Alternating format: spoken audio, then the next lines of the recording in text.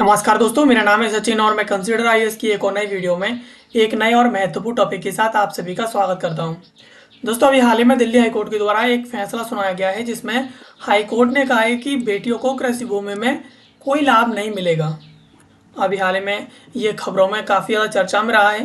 यहाँ पर कहा गया है कि जहाँ उत्तराधिकार साल 2005 के ऐसे संशोधन से पहले खुला हो, वहाँ पर बेटी कृषि भूमि में हिस्सेदारी का दावा नहीं कर सकती है।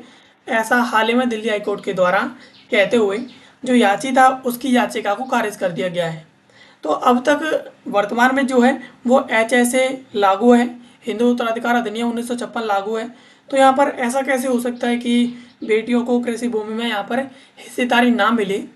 ऐसा दिल्ली हाईकोर्ट के द्वारा फैसला क्यों दिया गया है? चलिए इसके बारे में थोड़ा विस्तार से समझ लेते हैं।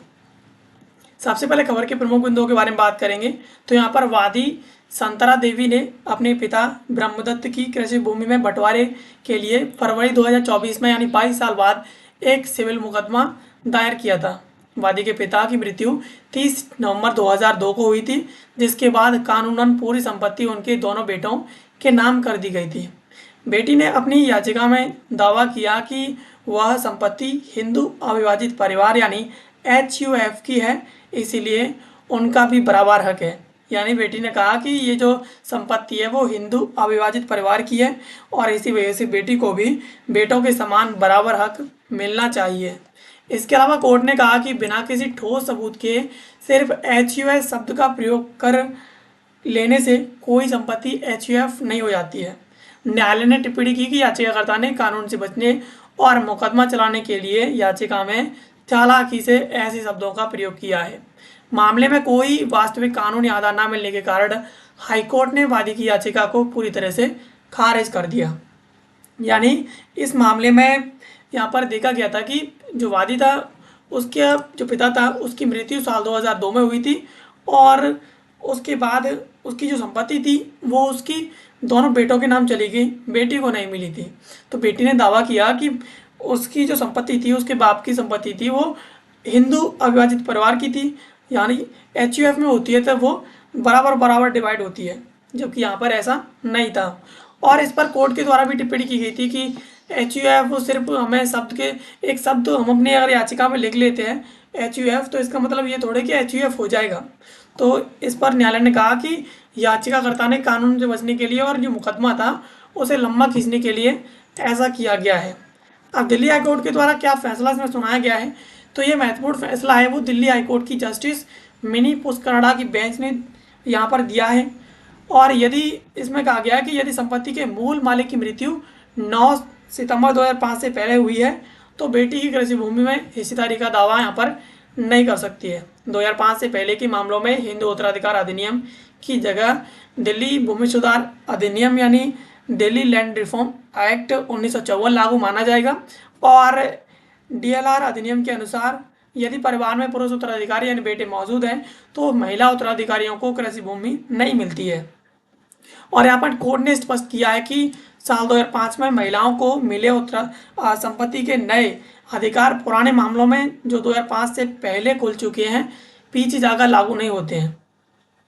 यहाँ पर दिल्ली हाईकोर्ट के द्वारा अपने फैसले में कहा गया कि जब बाप की मृत्यु 9 सितंबर 2005 से पहले हो चुकी है तो ऐसी स्थिति में हिंदू उत्तराधिकार अधिनियम लागू नहीं होता है, वहाँ पर दिल्ली भूमि सुधार अधिनियम लागू होता है। अब दिल्ली भूमि सुधार अधिनियम में वो कहता है कि जब पुरुष उत्तराधिकारी मौजूद है तो ऐसी स्थिति में महिला उत्तराधिकारी को कृषि भूमि नहीं मिलेगी। तो यहाँ पर ऐसा कहते हुए हाईकोर्ट के द्वारा फैसला सुनाया गया कि जब मृत्यु तुम्हारे पिता की मृत्यु साल 2002 में हुई है तो ऐसा तो नहीं है कि जो हिंदू उत्तराधिकार अधिनियम है उसे पीछे जाकर के लागू कर दिया जाए, ऐसा संभव नहीं है। इसके अलावा जो DLR अधिनियम है 1954 का, इसका मूल उद्देश्य क्या है इसे समझते हैं। तो यह कानून दिल्ली में जमींदारी व्यवस्था को ख़त्म करने और सीधे खेती करने वाले किसानों को भूमि का मालिकाना जो हक था उसे देने के लिए बनाया गया था। यह एक विशेष स्थानीय कानून है जो केवल दिल्ली के ग्रामीण और कृषि क्षेत्रों पर लागू होता है, शहरी या फिर आवासीय संपत्तियों पर लागू नहीं होता। इसका एक मुख्य मकसद कृषि भूमि को छोटे छोटे टुकड़ों में बंटने से रोकना है ताकि खेती घाटे का सौदा ना बने। इसके तहत भूमि पर अधिकार रखने वालों को मुख्य रूप से भूमिधर और आसामी जैसी श्रेणियों में वर्गीकृत किया गया है। और दिल्ली के ग्रामीण इलाकों में भूमि प्रबंधन, लगान, काश्तकारी से जुड़े मामलों में इसे ही अंतिम कानून माना जाता है। यानी जो डीएलआर अधिनियम है उसे जमींदारी व्यवस्था को ख़त्म करके जो किसान थे उन्हें डायरेक्ट उनकी भूमि का मालिकाना हक देने के लिए बनाया गया था। और ये जो लागू होता है वो ग्रामीण और जो कृषि क्षेत्र है उन पर लागू होता है, ये शहरी क्षेत्रों पर लागू नहीं होता है। अब इसका जो मकसद था वो बड़ी भूमि को छोटे छोटे टुकड़ों में बंटने से बचाना था। और इसी वजह से जब भी दिल्ली के ग्रामीण क्षेत्रों में कृषि संबंधित जो भी अगर कोई भी मुद्दा उठता है तो वहाँ पर डीएलआर जो था उसको ही वहाँ पर अंतिम कानून माना गया है। इसके अलावा धारा 50 क्या है, सेक्शन 50 और महिलाओं के अधिकार की बात करें तो डीएलआर जो अधिनियम है उसकी एक सेक्शन है 50। इसमें कृषि भूमि के ट्रांसफर या उत्तराधिकार के लिए एक निश्चित और सख्त क्रम यहाँ पर तय किया गया है।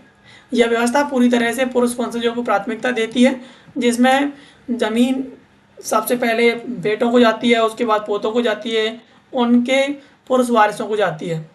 अब इस कानून के तहत बेटी चाहे विवाहित हो या अविवाहित हो को तब तक पिता है उसकी कृषि भूमि में कोई हिस्सा नहीं मिल सकता है जब तक परिवार में पहली श्रेणी के पुरुष उत्तराधिकारी हैं वो मौजूद हैं। यानी अगर पिता का बेटा मौजूद है और या उसके पोते मौजूद हैं या उसके वारिस मौजूद हैं तो ऐसी स्थिति में वहाँ पर महिलाओं को, बेटियों को उत्तराधिकारी नहीं माना जा सकता है। इसके अलावा महिलाओं जिसमें विधवा या माँ को जमीन केवल सीमित समय के लिए मिलती थी और उनके पुनर्विवाह या फिर मृत्यु के बाद जो जमीन थी वो वापस जो मूल पुरुष वंश था उसके पास चली जाती थी। ऐसे सरल शब्दों में कहे तो यदि किसी व्यक्ति की मृत्यु होती है तो और उसके बेटे होते हैं, जीवित होते हैं, तो पुराने डीएलआर कानून बेटियों को कृषि भूमि का कानूनी वारिस नहीं मानता था। यानी डीएलआर का सीधा सा मकसद था कि अगर व्यक्ति की मृत्यु हुई और उसके बेटे मौजूद है तो ऐसी स्थिति में बेटियों को भूमि में कोई अधिकार नहीं मिलेगा। इसके अलावा यहाँ पर इसका टकराव हिंदू उत्तराधिकार अधिनियम जो HSA है 1956 उसके साथ सीधे सा इसका टकराव था। 1956 में जब केंद्रीय हिंदू उत्तराधिकार अधिनियम बना तो उसकी एक सेक्शन थी 4 का क्लॉज 2। इसमें कहा गया था कि जो राज्य हैं उनके स्थानीय कानून है वो कृषि कानून है वो उनको यहाँ पर इसमें विशेष संरक्षण दिया गया था। इस धारा के तहत साफ किया गया था कि कृषि भूमि के उत्तराधिकार और काश्तकारी जो अधिकार हैं उन पर केंद्रीय कानून यानी HSA लागू नहीं होगा, बल्कि राज्यों के अपने कानून जैसे कि दिल्ली का डीएलआर एक्ट है वही चलेंगे। अब इसके कारण एक ही पिता की मृत्यु होने के कारण उसकी संपत्ति, मकान, दुकान, बैलेंस पर बेटी का हक बनता था, लेकिन उसकी कृषि भूमि पर बेटों का अधिकार होता था। यानी यहाँ पर जो हिंदू उत्तराधिकार अधिनियम था उसकी सेक्शन थी 4 का क्लॉज 2। अब ये सेक्शन सीधे तौर पर कहती थी कि यहाँ पर जब भी कोई राज्य की बात आती है तो राज्यों के कानून यहाँ पर प्रभावी होंगे, हिंदू उत्तराधिकार अधिनियम की जो सेक्शन है वो यहाँ पर प्रभावी नहीं होगी। और ऐसी स्थिति में दिल्ली में पूरी तरीके से जो डीएलआर रिफॉर्म था, डीएलआर एक्ट था, वो यहाँ पर लागू होता है। अब डीएलआर के तहत यहाँ पर पिता की शहरी संपत्ति थी उस पर तो बेटी का अधिकार था, लेकिन उसकी जो कृषि भूमि थी, ग्रामीण संपत्ति थी, कृषि वगैरह, उस पर बेटी का अधिकार नहीं होता था। इस विसंगति को कई बार अदालतों में चुनौती भी दी गई, लेकिन न्यायपालिका में हमेशा सेक्शन का क्लॉज 4 जो 4 का क्लॉज 4 है उस सेक्शन उसको यहाँ पर स्थानीय कृषि कानूनों की सर्वोच्चता को बरकरार रखा। अब इसी कानूनी संरक्षण के चलते 1956 से लेकर 2005 तक बेटियों को कृषि भूमि में उनके अधिकारों से वंचित किया गया, यानी उनको उत्तराधिकार नहीं दिया गया। अब इसके अलावा साल 2005 का संशोधन की बात करें वर्तमान कानूनी स्थिति की, तो महिलाओं के साथ इस भेदभाव को खत्म करने के लिए केंद्र सरकार ने 9 सितंबर 2005 को संशोधन करके HSA से धारा जो 4 का क्लॉज 2 था उसे पूरी तरीके से हटा दिया था। यानी यही सेक्शन थी जो राज्यों के कानूनों को लागू करती थी, जिससे HSA लागू नहीं होता था पूरी तरीके से, तो इस पूरी सेक्शन को ही हटा दिया। अब इस संशोधन के बाद राज्यों के वे सभी स्थानीय कानून, भूमि कानून जो थे, डीएलआर एक्ट इसकी सेक्शन 50 थी, ये पूरी तरीके से निष्प्रभावी हो गए और बेटियों को कृषि भूमि में भी यहाँ पर अब डायरेक्टली पहले ये रोकता था, लेकिन अब यहाँ पर इनको अब उनका हक मिलना शुरू हो गया। अदालतों ने स्पष्ट किया कि यह ऐसी ऐतिहासिक बदलाव केवल उन्हीं मामलों पर लागू होगा जहां संपत्ति के मूल कानून जो मालिक था उसकी मृत्यु 9 सितंबर 2005 को हुई हो या फिर उसके बाद हुई हो।